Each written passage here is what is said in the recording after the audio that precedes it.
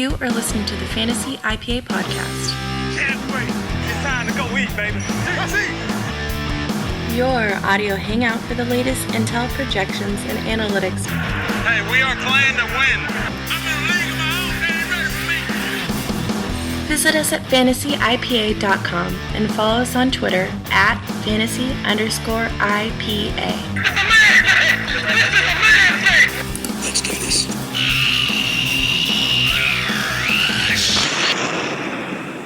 And welcome to the Week 1 edition of the Fantasy IPA podcast. I'm Art Richardson. It's been a little bit of a break for me, but really glad to be back. I'm joined by Jamey Black. Jamey, you want to say hi to the audience? Hey guys, Jamey Black. Good to be back as well. We've had a break here for a few weeks, but happy to be back. Our Week 1 edition. You can follow me at FIPA_Black. That's at FIPA_BLACK. Yeah, and remember to follow us on the site at fantasy_IPA. Well, this is our Week 1 edition, Jamey, and really what we're trying to do is make that transition from Week 1 to Week 2. We're going to hit on each of the games really quickly, talk about some high-level takeaways, maybe what we learned, what we need to monitor, and then as we're wrapping up those recaps, we're going to talk about what to look out for as we move to Week 2. And I'm actually going to kick it off with Carolina at Denver. After a long off season, very excited to see these two teams square off in a really close game. There were a lot of people down on Cam coming into this one, but he showed why he is the number one quarterback going off the board. It was such a great effort shown by Cam here where they were just actually beating the hell out of him and knocking him around. And the fact that he was able to stick in there and put the team in a position to win was really amazing. So, you know, we definitely validated that Cam is an elite quarterback, and I would probably call him matchup proof. What we did learn is CJ looks to be a workhorse. You know, there were questions about Booker coming in and eating into his time. Those were quickly answered when Booker fumbled his first carry away, and, you know, encouraging that we did see Booker get a couple more right after that, and Kubiak didn't just necessarily abandon the rookie. But as we're looking at the box score here, CJ Anderson did tally 20 carries, netted 92 yards on those carries, scored a touchdown. But where he really pushed himself apart as far as the running back landscape was pulling in 4 of his 5 targets for 47 yards and a touchdown. So CJ really showed up for his owners. I think if I were to monitor something coming out of this day, I would say that while Green only brought in 4 for 28, he did have a serviceable day with 5 targets. The one target that he didn't catch, he was wide open in the end zone, and it actually got tipped at the line. Very, very good play by the linebacker there. But I would still monitor Virgil Green. I still think he's a good buy low candidate as a tight end in that offense. As expected, Emmanuel Sanders and Demaryius Thomas looked to suffer a little bit. Sanders had 8 targets, brought in 5 for 49. Thomas, little bit banged up over there. He only had 6 targets, pulling in 4 for 48 after a quick start. I would be monitoring Thomas as well. He looks to have banged up his hip. On the other side, a big takeaway will be, you know, Kelvin Benjamin coming off that ACL tear. Targeted 12 times, pulling in 6 of those for 91 and a touchdown. There were questions about whether or not Funchess would eat into that. Funchess did end up with 4 targets, but only pulled in 1 of those for 9 yards. Olsen was steady as usual after a slow start, finishing with 7 for 73. All around, though, the people on the Panthers kind of performed how we thought they would. Stewart netted 64 yards. Newton vultured a touchdown. But otherwise, no really big surprises. I would say that going forward that Benjamin looks to be that primary target, and he actually looks pretty good. And if you remember, he got hurt pretty early last year, so really no signs of lingering effects of that injury. All right, moving into Week 2, Carolina's got the 49ers, and we're actually recording this while the Niners are playing the LA Rams.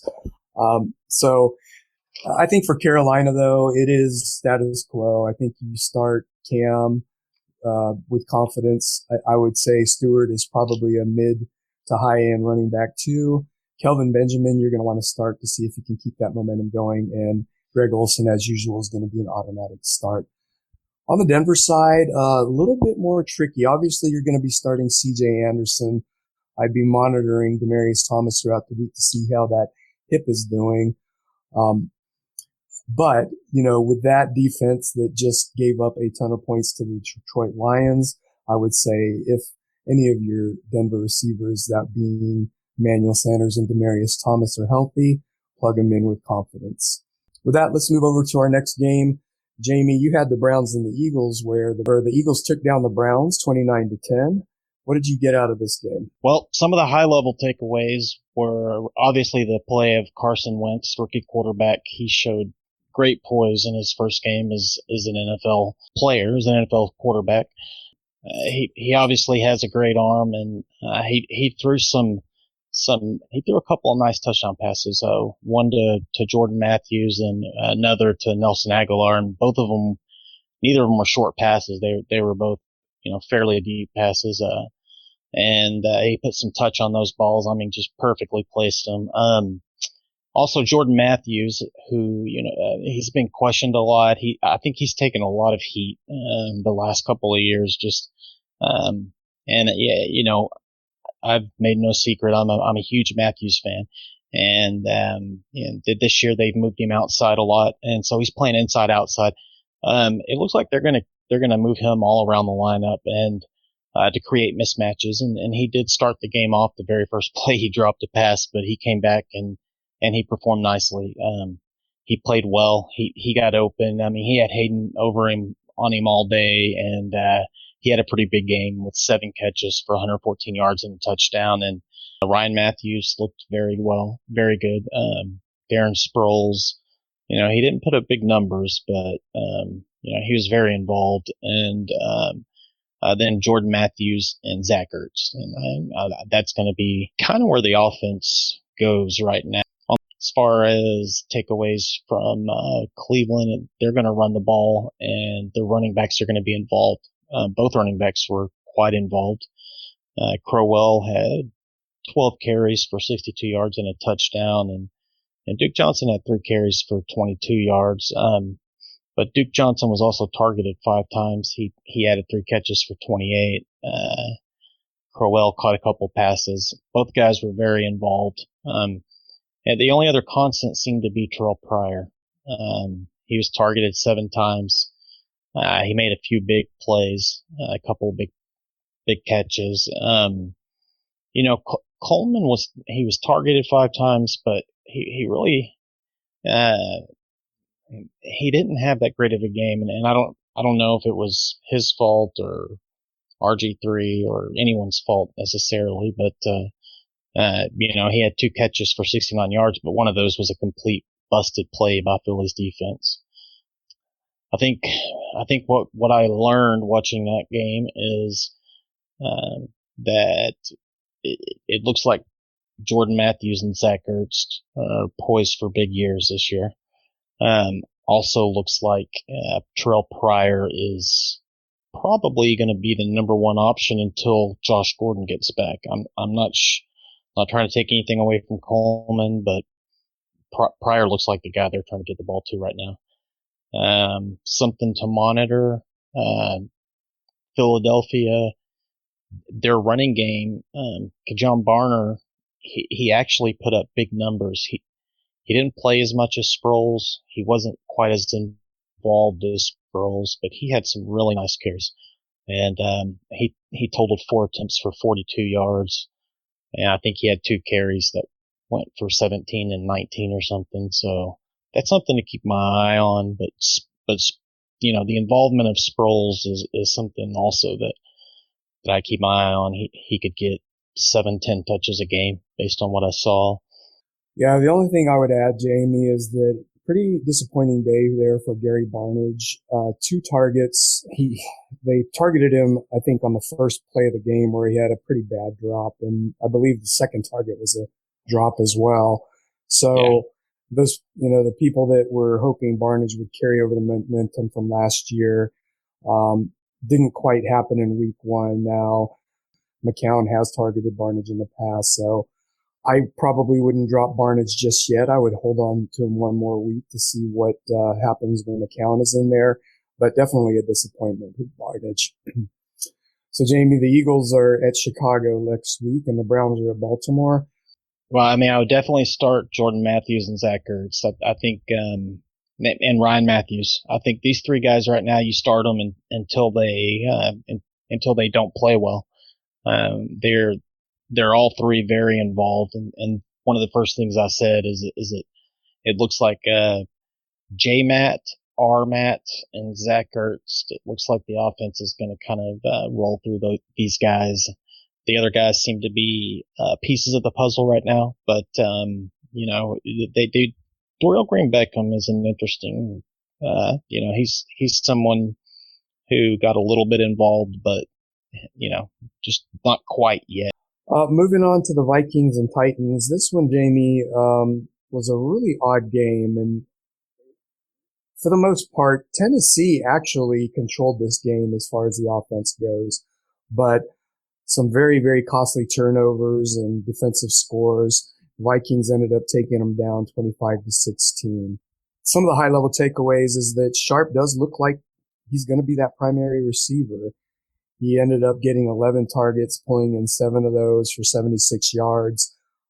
As I was watching this game, he was getting pretty good separation, and even when he wasn't getting separation, he was very good at pulling in some of those contested catches. So at this point is looking like the real deal as we move on. Richard Matthews, who I thought for a while was going to be that primary receiver, only had 4 targets. He did catch 3 of those. The exotic smash mouth, I almost think that the Titans maybe need to just go to smash mouth because there were some funky looking plays with some backward passes, and it just didn't seem to work out for him. But very interesting. Murray got the bulk of the workload with 13 carries. He was also targeted 7 times, pulling in 5 catches. Henry got work early, but I was pretty surprised that they went away. He only ended up with 5 carries. He had an incredible catch and run in the first quarter for 29 yards. But I guess overall, I think that the Titans are going to be pretty set at running back there. And on Murray actually caught 2 touchdown passes. On one of them was a beautiful play in the inverted wishbone where Henry was the deep back and Murray flashed across the field from the up position and caught the ball and then did a full somersault over the defender. But all that being said, they did control the game, but they weren't able to pull it in with Minnesota's defense. And despite the fact that they won the game, there were some very paltry offensive numbers. Adrian Peterson obviously disappointed. He did have 19 carries, but only netted 31 yards. One thing we did find out is that Stephon Diggs, much like Sharp, is looking to be the real deal as that primary receiver in Minnesota. He was targeted 9 times, pulling in 7 receptions, cracking the 100-yard mark. Rudolph showed well at tight end, also pulling in 4 receptions for 65 yards. Something I would monitor, though, is I really can't see Sean Hill making another start. He was pretty horrible in this. So as we're going into week 2, make sure you're monitoring Bradford versus Hill. I would be surprised if Hill was starting in week 2. The biggest disappointment, I would say, it would probably be for the Delaney Walker owners, where Walker, coming off a year where he averaged 8.5 targets a game, only got 5 targets this game, pulling in 3 receptions for 42 yards. We'll see if that holds up now that Mariota actually has an outside threat that he can count on in Tajay Sharp. So the Vikes get Green Bay next week. You know, I know Peterson had a tough week last week, but you still don't want to be the person that benches AP when he goes off, so start him with confidence. I would also start Stephon Diggs. Titans are at Detroit. Feel comfortable starting DeMarco Murray and Tajay Sharp. Walker is going to be there. He'll be solid with a nice floor, but that brings us to the Tampa Bay Bucks and the Atlanta Falcons, where the Bucks ended up edging out the Falcons with a 31-24 victory. You and I have been high on Winston. We both probably had him as our number 5 ranked dynasty quarterback or 6, somewhere in there. And he definitely showed that he's progressing and, throwing 4 touchdown passes on the road in Atlanta and Mike Evans, I think he's going to have a monster year. I mean, I know he had 5 catches, 99 yards and a touchdown, but he was wide open for another touchdown, and he just got Winston. It was early in the game, and Winston, he started out a little erratic and just overthrew Evans, who was, I mean, he was open by 7, 8, 10 yards, something like that. It was unreal. In Atlanta, the running back situation is a little puzzling. It seemed like there was almost a 50-50 split. Coleman was actually the better receiving running back in this game, which is very surprising because Freeman is one of the better receiving running backs in the NFL. But I think a lot of that had to do with Tampa Bay's linebackers. They were unreal in this game. I mean, Quan Alexander and Levante David, I think, combined for 25 or 26 tackles, and they were pulling these guys down left and right. So neither of them really got going on the ground. Coleman got going in the air. A lot of that was, he got the edge and had a couple of big plays, a 47-yard catch, and I think maybe another one that was 25 plus. I'm not exactly sure how long, but I wouldn't overreact after one game. Freeman looks like the better runner still. He looks like the red zone and the goal line back still. I don't see their running game getting stopped like this very often. And I don't see Freeman, he had, 70, 75, 78 catches last year. I don't see him, not putting up numbers in the passing game. So sticking with Atlanta, Sanu performed well. 5 catches, 80 yards, and a touchdown. I think he is going to help that passing offense a lot, especially in the red zone. They shouldn't be able to, double team Julio Jones and roll someone else over on top like they've done in the past. Not that it's really mattered, but it looks like Sanu's the answer. And Jacob Tammy had another good game. He played well last year. A lot of people thought maybe it was just a result of them not having a number 2 receiver, but I mean, 6 catches for 51 yards, that's not bad. And then Charles Sims, of course, looked great out of the backfield, 3 catches for 32 yards and a touchdown. And again, Charles Sims is someone who we're very high on. And, he didn't do a lot on the ground, but he seems to always perform. He seems to, get something in the air or on the ground, and he scored a touchdown. Austin Seferius-Jenkins, he wasn't super involved, but he had a really nice touchdown catch. Yeah, that's definitely his MO. Seferian-Jenkins flashing, and what a beautiful catch he made. So I would definitely put him on the monitor list in a different sense that look for those blurbs and see if the coaching staff over there gives him some props and talks about how he's earning more time with the starters. But I still think Seferian-Jenkins is the one to own over there just based on his upside. So Jamey, the Bucs travel to Arizona and the Falcons go to Oakland. Right now, I think Winston, he's a quarterback 1. You start him every week, unless something happens and he doesn't become that. But he did it as a rookie, and he looks better now. Doug Martin looked great again. Arizona's a little bit tougher, but I mean, you don't want to bench Martin right now.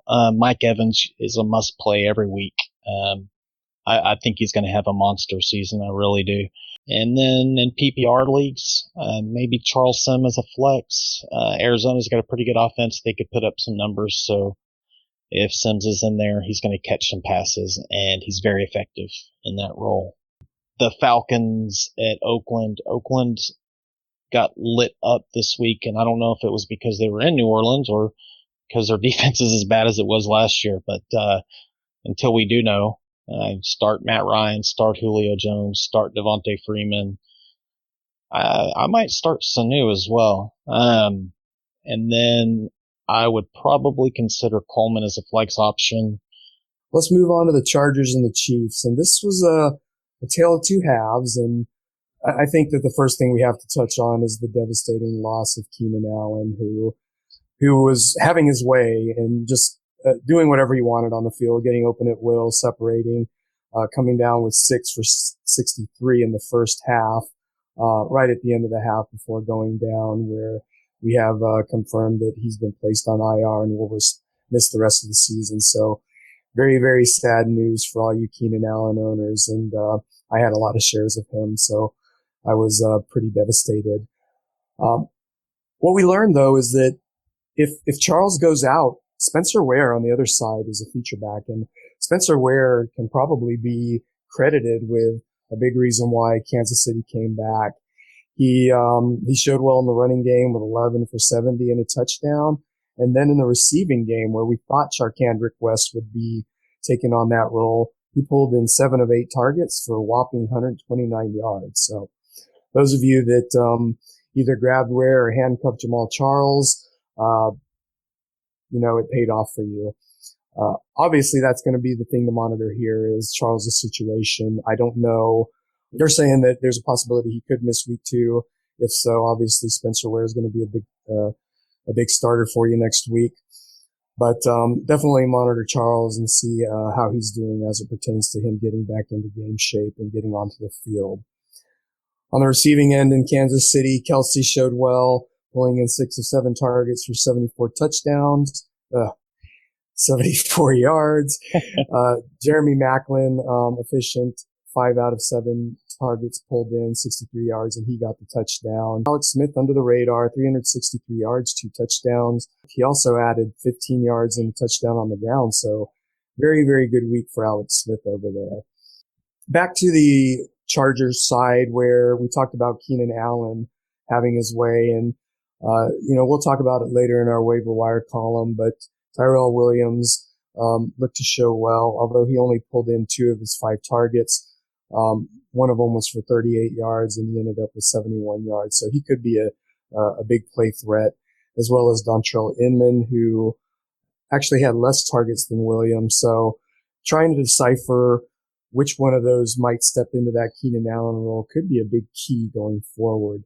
I think you and I have talked and we're both, putting Williams up a little bit higher than Inman in our, waiver priorities.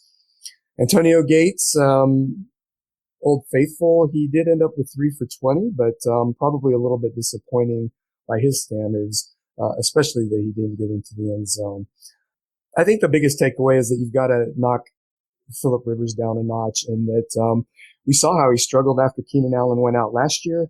We saw how he struggled when Keenan Allen went out just in this game. So, obviously big loss for the Chargers, and probably a notch down on Phillip Rivers. Danny Woodhead. I mean, I think he's always underrated, and we've said it numerous times. I mentioned it in the values and shots piece that I put out there, that he would be underrated and underdrafted. And even in our redraft, he was still underdrafted, even though I've said it. I even passed on him. And I mean, what does he do? He rushes for 89 yards. He catches for another 31 and a touchdown. So, yeah, that's interesting that, 16 carries is actually a pretty big workload for Woodhead. He also got 7 targets in the passing game. And I would be remiss if I didn't mention Melvin Gordon, who finally got into the end zone, and he got in twice. So good for Gordon.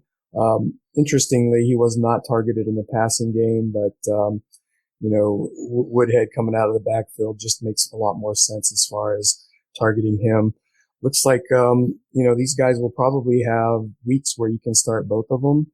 But once again, Woodhead looks to be the safe and the better value, as he's generally going later than Gordon in drafts.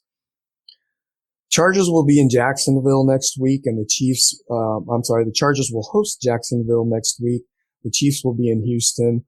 Yeah, with the Chargers, I think, I'd be comfortable starting Woodhead. I think he's got, running back 2 with running back 1 upside, especially in PPR. Gordon, I think, is probably in that same area. I don't know that he's got number 1 upside, just based on yardage and workload. But, if you don't have better options, feel free to put Gordon in there. I would probably wait and see on the receiving options within San Diego. But I do think that, they will kind of retool, and this is probably a good excuse to get Antonio Gates a lot more targets. So I see Gates probably gaining the most from Allen going down this year. On the Chiefs side, once again, monitor Spencer Ware and Jamal Charles. If Jamal Charles doesn't suit up, start Ware with confidence. In the receiving game, right now, I think Macklin is a must start, even though he may have, wide receiver 2 ceiling. That's not a bad ceiling to have. I think he also has a wide receiver 2 floor. So kind of safe, may not blow up for you, but I would start him with confidence.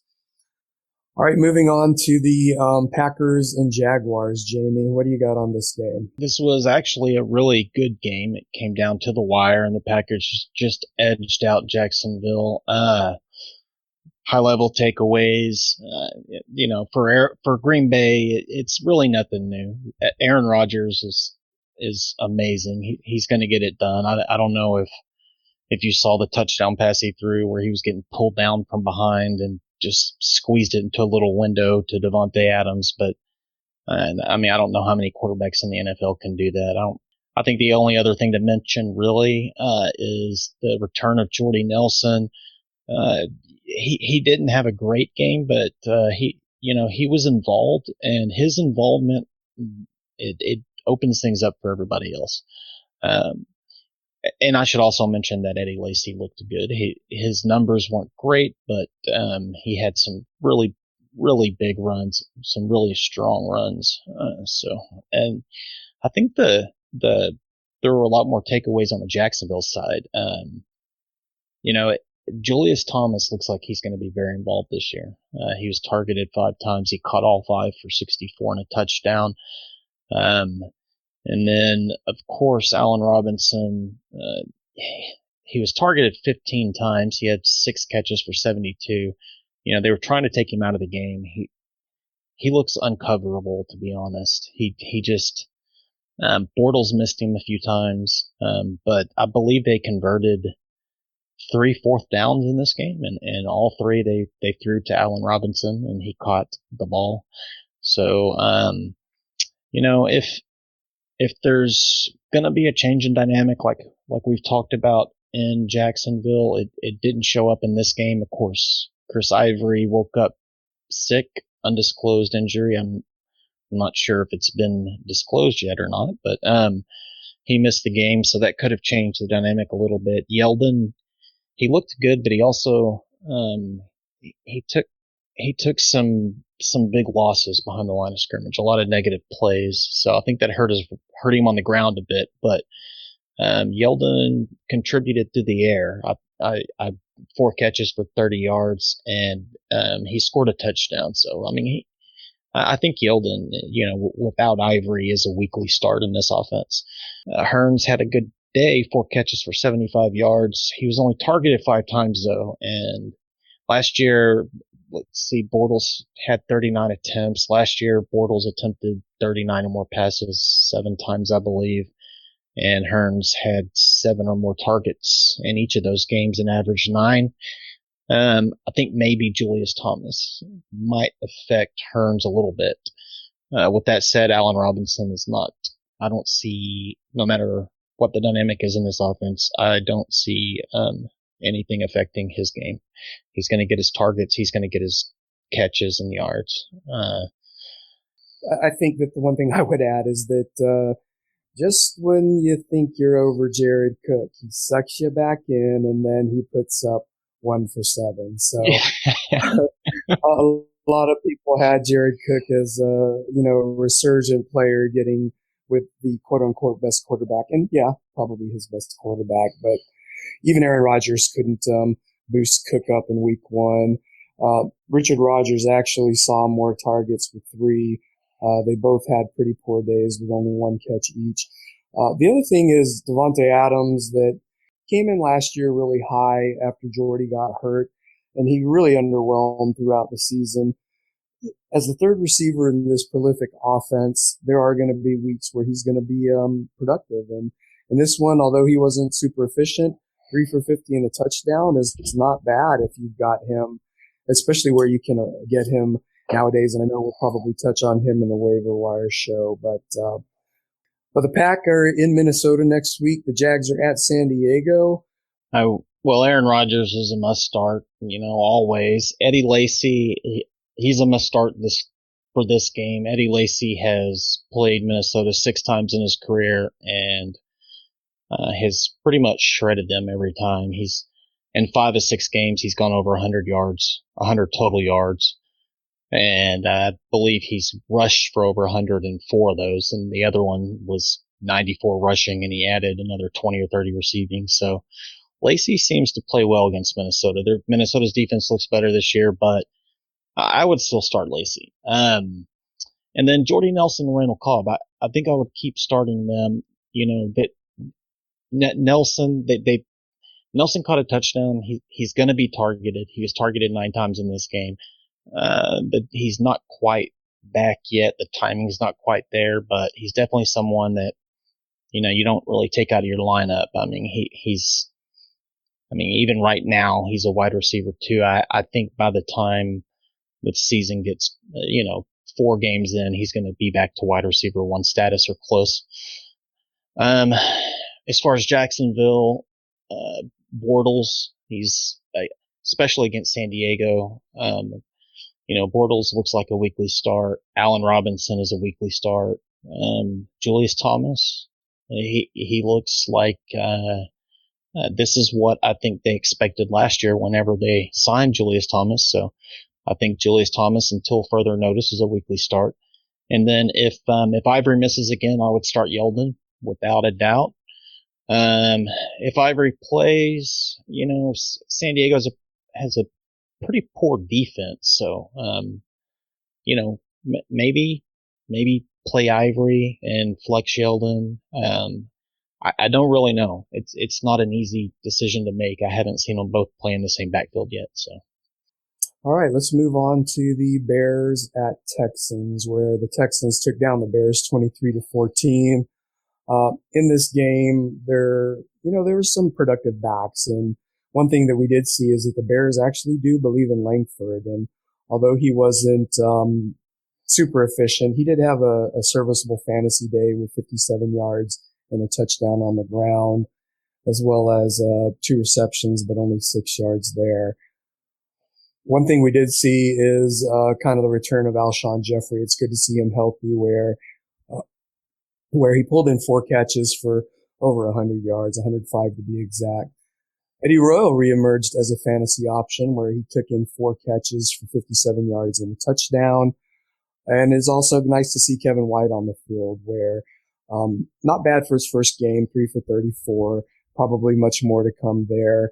But I would kind of monitor his progress before I felt comfortable starting him. A little bit of a letdown with Zach Miller, who I had tabbed as a pretty good late target at the tight end position.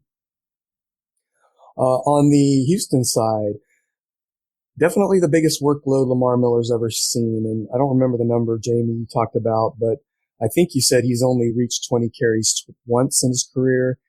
And in this game, he got 28 carries and 4 targets with 4 catches. So 32 touches total in this game. Very big workload for Lamar Miller. And, he did put up some yards. Truthfully, I'm not sure I like that big of a workload for Miller, but, I'll digress for now. The biggest surprise for me was Will Fuller, who, was targeted a whopping 11 times. And, we thought Fuller was going to be kind of that, go route person, taking the top off and opening things up underneath. But they also, targeted him on some crossing routes, and, his touchdown came on, a shallow target where he just kind of weaved through the defense. So you can see why they took him in the first round. You can also see why there were skeptics as far as the way he catches the ball, and that he did have some pretty big drops, and one of them probably would have been a touchdown. So despite the huge day at 5 for 107 and a touchdown, could have been an even bigger day. Hopkins was steady as usual, sure-handed. Just a beautiful touchdown catch that he pulled in that, where he gets his knee in, where I wasn't sure it was going to be a touchdown, but 5 for 54 and a touchdown. Dynasty alert here with Steven Anderson, who pulled in 3 of 3 targets for 25 yards. Right now he's splitting time with CJ Fedorowicz, and Ryan Griffin. But if they start to feature him more in that position, he could be somebody to keep an eye on. Moving forward, we've got the Bears hosting Philadelphia and the Texans hosting Kansas City. With the Bears, I'd be confident starting Alshon Jeffrey. That's about it. I think, Langford, against the Eagles, I could see him putting up some yards, but I don't see him being anything more than maybe a low end running back 2, if that. From the Texans side in Kansas City, start Lamar Miller until they stop giving him the rock. And then obviously DeAndre Hopkins is an automatic start over there. Otherwise, I would be tentative and looking for better options. I would probably ride the hot hand with Will Fuller and see if he can repeat what he did. That brings us to a very entertaining game with the Raiders at the Saints. And the Raiders pulled this one out on an incredible decision from Jack Del Rio to go for 2. But Jamey, you had the pleasure of getting this game. What do you got here? Well, this game was fun to watch, to say the least. Both of these quarterbacks kind of lit it up. Both teams lit it up, actually. I don't know that anything surprising out of New Orleans, other than Drew Brees throwing for 423 and 4 touchdowns. I think in the preseason we talked about last year, he had some shoulder injuries to start the year, but how he finished as the number 2 or 3 receiver, I had him in my values and shots piece, and I mentioned just how strong he finished the year last year. So not surprising to see him do this at all. And then at home, again, another player I had in there was Brandon Cooks, who was being drafted early in the 3rd round. And I mentioned that I think I listed his home stats and how well he played at home. Brandon Cooks has always played well at home. 6 catches, 143 yards, and 2 touchdowns is phenomenal. If there is one thing to take away, it looks like Willie Snead has taken a step forward in his 2nd year with New Orleans. He had a big game, 9 catches, 172 and a touchdown. And he looks like he's not big, but maybe a possession receiver, one of those guys that gets those tough yards on 3rd down. But he was very, very involved. These 2 guys easily look like, at least when they're playing at home, they're going to have big games. They're going to be Breeze's favorite targets. I also want to mention the rookie Michael Thomas, 6 targets, caught all 6 of them for 58 yards. That's not a bad start to your career, not at all. I think that he's going to be involved this year. I think he'll get better as the year goes on. It's possible that he even contributes more on the road. Seems like Brandon Cooks doesn't play quite as well on the road for whatever reason. Maybe that changes in his 3rd year, maybe it doesn't. I don't know. But one thing that was a little bit surprising is they didn't get Ingram the ball more. They had a lead. He was playing excellent, and I think they probably should have handed him the ball more whenever they had that 11-point lead late in the 3rd, early in the 4th. Over to Oakland, though, I wouldn't say I'm surprised, but I think Amari Cooper is going to be even better than I thought he was this year. He was all over the place, and he had 6 catches for 137 yards, but he was also, he just missed on a couple of other huge plays and a touchdown. Cooper I think he's going to have a huge season. I don't know how else to say it. Crabtree played well, 7 catches, 87 yards. I think that's kind of what you expect from Crabtree. Not going to put up big numbers, but in PPR leagues, that's pretty good, and probably a guy that'll score 7-8 touchdowns for you, maybe more. I'm going to have to eat some crow because I talked about how much I don't like Latavius Murray, but he actually played very well in this game. He 14 carries for 60 yards, 59 yards and a touchdown. I'm not sure that New Orleans defense got any better, and it is bad. And because of that, the New Orleans, for fantasy purposes, the offense is probably going to put up big numbers this year. But man, that defense is bad. Yeah, and be remiss if we didn't talk about Jalen Richard, who you and I talked about, and how we're actually worried about him cutting into DeAndre Washington as a handcuff over there, but he popped off a 75-yarder. I think I would still be hesitant to go pick him up in the sense that I don't know that he's going to get the workload. The other thing I would probably mention is from the letdown standpoint, Kobe Fleener, who, we talked about the New Orleans Saints and how it's a prime team for tight end targets, but he only got 4 in this game. I think there were whispers about, Thomas being that over the middle target. So we'll have to see if Fleener comes back. I don't think he's going to be this bad going forward. But I do question whether or not he warranted being that fifth or sixth tight end taken off the board. We'll have to see about that.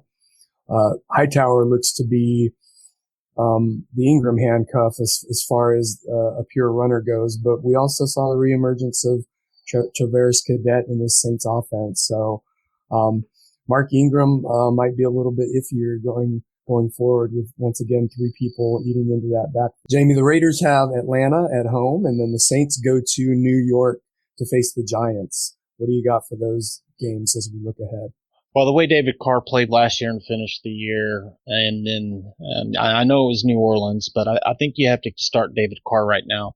Latavius Murray, again, he's never spectacular, but he always seems to get the job done. I would start him. And then Amari Cooper, again, I can't say this enough. If you watch that game, he's got top tier talent in this league, and that it's showing up right now. I would say he is matchup proof, and you start him every week moving forward unless something changes. And Crabtree is probably someone you can start this week too. As far as the Saints playing at New York, no big surprises here. Drew Brees, Mark Ingram, Brandon Cooks. I would start Brandon Sneed as well. Willie Sneed as well. I'm sorry. All right. Thanks for that, Jamey. Let's move on to the Bills and Ravens. And I guess I'll talk about it because we have to, but this was a pretty uneventful game. We did learn that McCoy is still a workhorse. He tallied 58 yards on the ground and scored their lone touchdown. Also showed up in the passing game with 4 receptions for 12 yards. And he looks to be the one of the bigger fantasy producers in this game, if that tells you anything. Just a putrid Buffalo Bills offense where Tyrod Taylor only threw for 111 yards. Sammy Watkins did pull in 4 for 43, but he's the one that I'm going to talk about to monitor this week, and that we've heard news that they're thinking about shutting him down and letting his foot get right. Moving over to Baltimore, Flacco, we expected an uptick in his attempts. He did have 34 attempts, 258 yards. He just didn't really have to throw against these Bills. He did score a long touchdown to Mike Wallace, 66-yarder to be exact. Wallace ended up with 3 receptions for 91 yards and talked about how good it felt to actually get targeted deep down the field after playing with Teddy Bridgewater last year. Jamey, you and I talked about Dennis Pitta getting the start over here, so we'll probably talk about him in the waiver wire column. He pulled in 3 catches for 39 yards.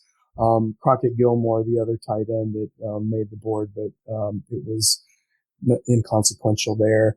Steve Smith did have 9 targets, only pulling in 5 for 19. The strange thing here was Javoris Allen did come in inactive for this game, and Justin Forsett and Terrence West carried the load. Almost an even split with 10 carries for Forsett, 12 for West. Forsett had a little bit of a better average, and both of them were targeted slightly in the passing game. So, we went through it, kind of uneventful. Not really much else to say here. Did you have anything on this one, Jamey? No. Thank you. Let's talk about the Bills at New York. And if, the Bills had problems with the Ravens, that New York Jet defense, I'm not liking it. I would even be hesitant to start McCoy if you have better options. I would probably put him, in the mid, in the teens as far as my ranking. So mid running back 2, low running back 2. Watkins, obviously, we're going to watch. If he's in, he has had success against Revis in the past, but with that foot, I'd be very, very hesitant to plug him in automatically, as usually is the case. On the Ravens side, I don't think I'm going to feel comfortable starting any of these backs until one of them kind of emerges or they get a really easy matchup. And that may be the case with Cleveland. We'll have to wait and see. I would look for other options, though. I don't know that I'm comfortable with Mike Wallace. I think that Trustman is showing that he likes to spread it around, and that there were quite a few people that had quite a few targets over there with Wallace, Pitta. It was nice to see Perriman get on the field and get his first catch, which went for 35 yards. But otherwise, just not really excited about anyone from the Baltimore game, or from the Baltimore Ravens. And that's going to do it for the early games recap. Thank you for listening. We will be right back with the second half games as well as the waiver wire pickups. Make sure you're following Jamey at FIPA_black and the site at fantasy_IPA. We'll see you in the next episode, and until then, make sure you get you some IPA. Thank you for listening to the Fantasy IPA podcast. Visit us at fantasyipa.com and follow us on Twitter at fantasy_IPA. Hail to the king, baby. To the house, baby.